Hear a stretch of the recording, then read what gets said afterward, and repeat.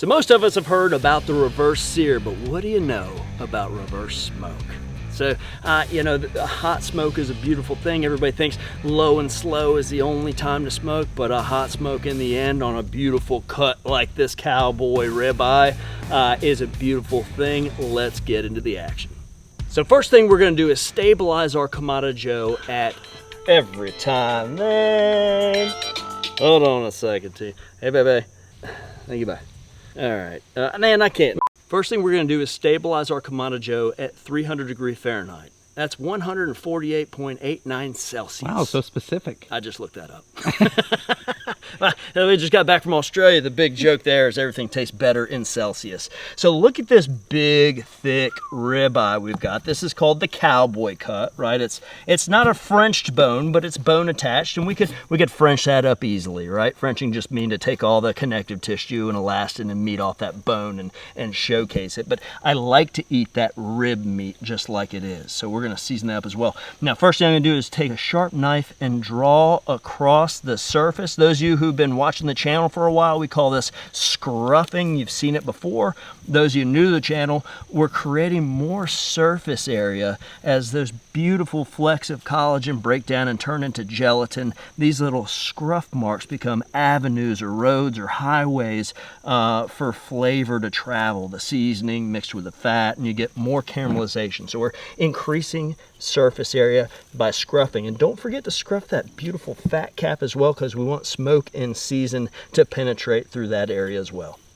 Beautiful. Now for our seasoning. I'm not gonna coat this ribeye with an olive oil or a grapeseed oil or anything. We're gonna go straight on with the seasoning. I've chosen a Kunami today for its saltiness, its spiciness, and its sweetness. It's just a great all-around seasoning. You're gonna love those big granules. Whenever you see granules like that, you want to rain down evenly from above so nothing's clumping up. And it smells amazing, and it hasn't even cooked yet. Yeah, it's floral. It's got this beautiful turbinado sugar in there that's going to help with the bark.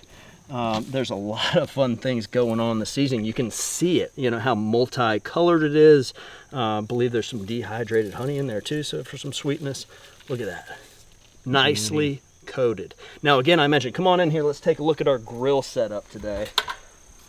We're at 300 Fahrenheit, and this is one of my favorite grill setups of all time. All right, this is where the action happens for me. Okay, I've got one side of the divide and conquer system set up with a grill grate at the highest setting and a deflector shield, a half moon deflector shield below it, and then an action station here for when we're gonna reverse sear it. Let's go ahead and put this beauty with the fat cap facing the open side, and I hear just the slightest sizzle there. That's what we want to hear.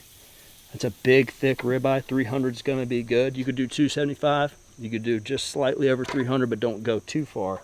And we're not smoking at this point, okay? What we're going to do is reverse sear this thing in the end, and that's where I want to sneak that smoke in there, all right? So we're going to hot smoke when we raise the temperature.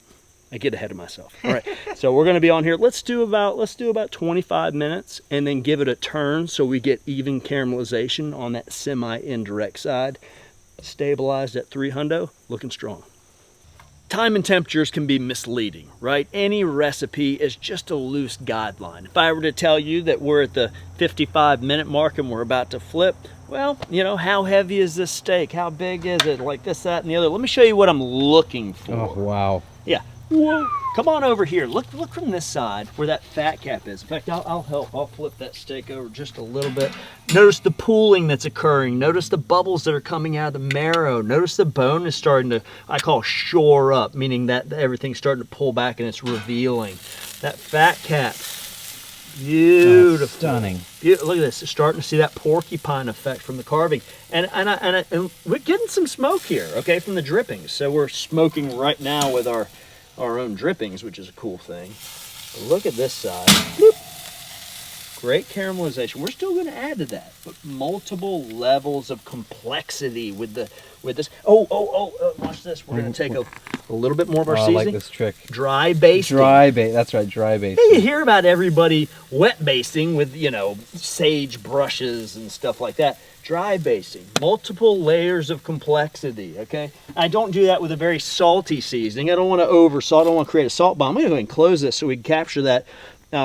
But we're driving to that internal temperature of what, 125 or something like that. Then we're going to pull it off, crank up the heat, throw some smoke in there. Again, I get ahead of myself, but I just want you to know where we're going. Now we go sit down back in the rocking chair and hang out for a little bit, okay? Good things are happening when that dome's down. A lot of stuff at 360 radiant heat, unbelievable. Live fire, delicious. Just gotta wait. We're gonna check back in about 30 minutes and give it another quarter turn. All right, new cutting board. Let's take a look. Yes. Little dance going on there, a little amber color. Good bark, nice sizzle. And we're gonna let it rest. Oh my gosh. Wow. We like that temperature just under 130, right? Because it's gonna raise. That bone's gonna continue to radiate. That fat content, everything's doing its thing. Look, you can just see the bubbles and the sizzles. Now, I jumped the gun and putting this lower grill grate in earlier, right? Because we need to be able to put the wood chunk in. I also want to use my ash tool and drag all of the charcoal back onto this side. We're now going to open that. Oh, jeez. Yeah, sorry about that. I'm going to open that draft door all the way to get maximum airflow. And we're going to put this chunk in the hottest portion of our coals. Now, come on over here. You can see we're starting to already, from opening that draft door up, get some glowing embers happening there. Okay, so that tells me that's where the maximum airflow is. That's going to be the hottest part of this grill right off the bat. I'm going to bury this chunk right there. Maybe even get it in a little better than that. Oh yeah. And we don't want the initial smoke. We're hot smoking at this point. So we want to see combustion. Let's drop our grill grate in at the lowest setting of the divide and conquer system. And we're going to let this come to temperature and start smoking for our reverse sear. Coals are where we want it. We've got good combustion on our wood chunk there. Use whatever you like. We're using apple today, Kamado Joe apple. And we're going to go right over that flame. Oh, come on. Yeah. And all that direct flame is coming straight from our apple chunk. I want to remind folks at home too that smoke is a very powerful seasoning. So we smoke the whole time with its own drippings and caramelization, but to use that chunk in the end in a hot formation, in a hot way, is really nice. Smoke is a very powerful seasoning. I can smell it right now. Use it like you would a rose water or a fish sauce. Let's go ahead and look at this. I can smell it. We need to flip it. Are you ready? Oh, wow.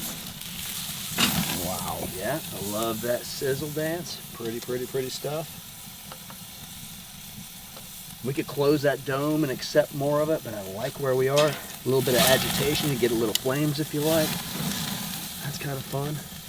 I want to instill a little bit more of hickory, caramel, and vanilla. So we're going to go slightly on with a little bit of bourbon just over the top, and it's going to, just watch. I'll tell you what's going to do, or I can show you. Tell me. Right over top. Show me.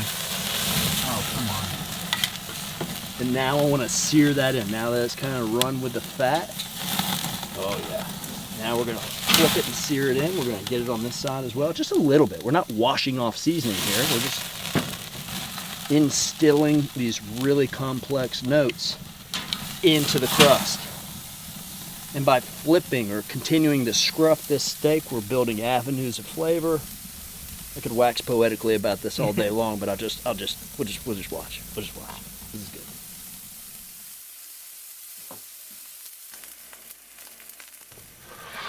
Oh yes. Craveability, 10 out of 10. All right.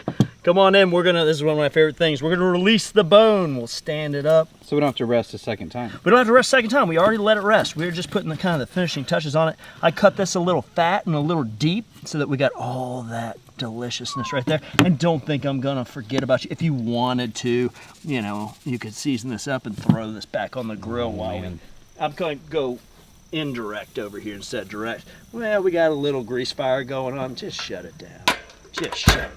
Okay? Beautiful. Now, the decal on the outside is beautiful, also known as the spinalis. That muscle in the middle is great. I'm just going to slice it once right down. And that is stunning, okay? We know that cooking a steak like this well done is a cardinal sin. So is cooking it rare. If you cook it rare and don't give it that time and temperature for the collagen to break down to gelatin, you're just eating raw fat, and nobody eats just raw fat, I promise you. Let's give it a bite. Firing on all cylinders. Reverse smoke. That's great. And look at the colors of that crust. You know what I mean? That's that red you just write home about, you know. Super tender, super juicy, super delicious. That smoke comes through. The bourbon accentuates. Those flavors are just so nice. It just screams delicious steak. And I've said this before. One of the downfalls, the only downfall I can think of having a Kamado Joe, is you can't go out and order a steak at a steakhouse. You're done. You know, after doing that, you don't get this at a steakhouse, right?